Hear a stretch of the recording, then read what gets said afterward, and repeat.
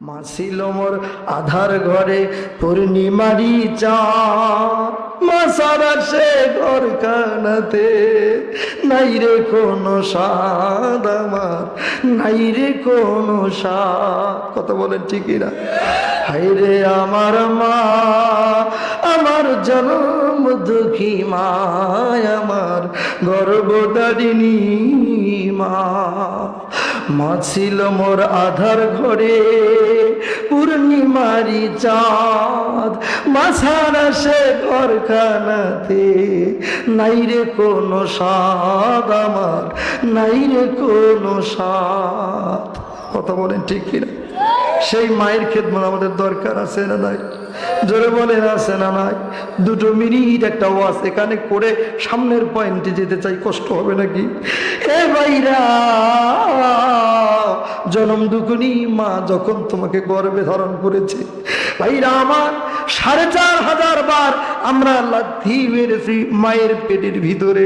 এর ভিতরে সবচাইতে প্রচন্ড লাথি হলো 4টা। জোরে বলেন তো কয়টা? 4টা লাথি কখন মেরেছি? মা নরমাল ডেলিভারির একটা চিত্র 2 মিনিটে তুলে ধরতে যাই, সেটি হলো আমার ভাইরা, মা যখন আতুর ঘরে যাবে, আমার ভাইরা ওই সময় চাবিটা স্বামীর হাতে তুলে দিয়ে বলে, প্রাণীর প্রিয়তম স্বামী গো, আমি তো আতুর ঘরে যাচ্ছি, না জানি আমি মরে যাবো ভোলা। বান্ধবী ফোন দিয়ে বলে, বান্ধবী আমাকে মাফ করে দিও, আমি তো ডেলিভারি রুমে যাচ্ছি। মা কি বলে, বোন কি বলে, শাশুড়িকে বলে, আমার ভাইরা স্বামীকে বিদায় নিয়ে শ্বশুরের কাছে পায়ে সালাম করে আতুর ঘরে যায়। ভাইরা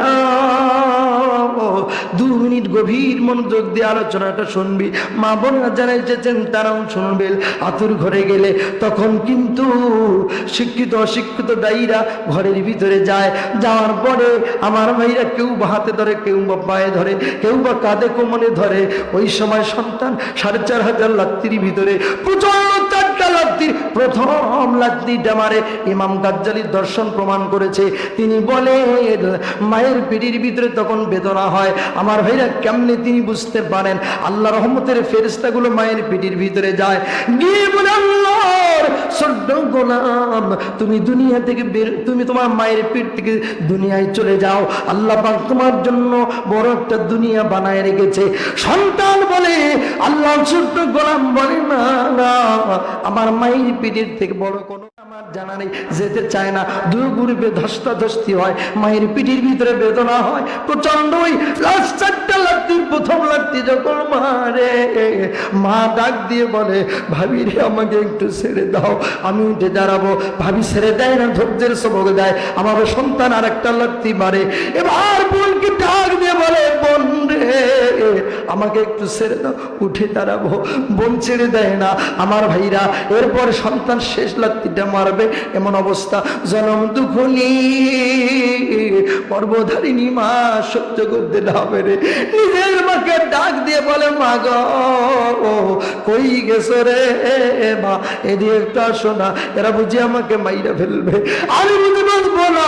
মা আমার ভাইরা জনম দুঃখিনী গর্ভধারিণী মা এবার টাটির বেড়ার পাশে অথবা ওয়ালের পাশে থেকে ডাক দিয়ে বলে, বেটি রে একটু ধৈর্য ধর।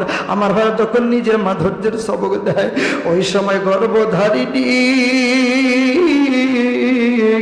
জনম দুঃখিনী মা বলে, এই পৃথিবীর কেউ আর আমাকে সাহায্য করবে না, কেউ আমাকে বাঁচাবে না।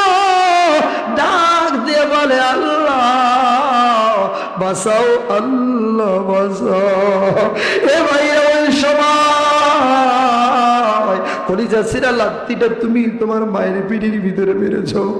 এরপরে মায়ের কলিজা ছিঁড়া লাত্তিটা মানার সাথে মায়ের দাবি দেশটা ছিন্ন ভিন্ন হয়ে মায়ের এবার হলো মা জনম দুঃখিনী কাঁদতে থাকলো। আমার ভাইরা মায়ের শরীর থেকে রক্ত পড়লো। বিজ্ঞান বলেছে সেই সময় 3.5 পাউন্ড রক্ত মায়ের শরীর থেকে পড়ে। ভাসতে ভাসতে দুনিয়ায় তুমি চলে আসলে। এ ভাইরা জনম দুঃখিনী মা এবার অজ্ঞান হয়ে পড়ে রইল।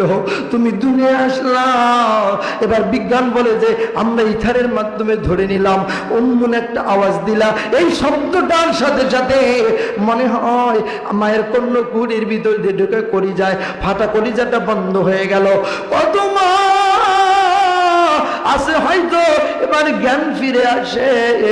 আমার ভাইরা, কত মা ওই জায়গায় অতুর ঘরে দুনিয়া ছেড়ে বিদায় হয়ে গেছে। এ যুবক, নবীজি বলেন মা জিহাদের ময়দানের মতো রক্তাক্ত হয়ে গেল। এ ভাইরা, এই পৃথিবীর মুখ গানা দেখাতে গিয়া কত মা আতুর ঘরে চলে গেছে। এ যুবক, আমি তোমাদের কাছে আজকে দেখতে চাই, কার মা নাই, কার বাবা নাই, একটু দুহাত আল্লাহকে দেখায়। কে আসো, কার মা নাই, একটু দুহাত ধরে আল্লাহকে দেখায়। ভাইরা, ওই মা বাবার কথা কি বলবো, হাত সোজা করে দেখাতে হবে। আর আগে বলি আল্লাহ, এই মানুষগুলোর মা নাই, এই মানুষগুলোর বাবা নাই। ও মালিক, যাদের তো মা নাই, যাদের বাবা নাই, তাদের তো ঈদের দিনে ঈদ হয় না। আমার ভাইরা, যারা এসেছে মাকে হারিয়েছে, চক্ষুগুলো বন্ধ করবে। বাবাকে হারিয়েছে, চক্ষুগুলো বন্ধ করবে। ওই মা বাবার কথাগুলো মনে করে আল্লাহকে বলে, আল্লাহ আমাদের জীবনটার জন্য কি লাখ কষ্ট করেছে, মাথার ঘাম পায়ে ফেলেছে, অক্লান্ত পরিশ্রম করে জায়গা জমি বাড়ি গাড়ি সব করে দিয়া ওই কবরে চলে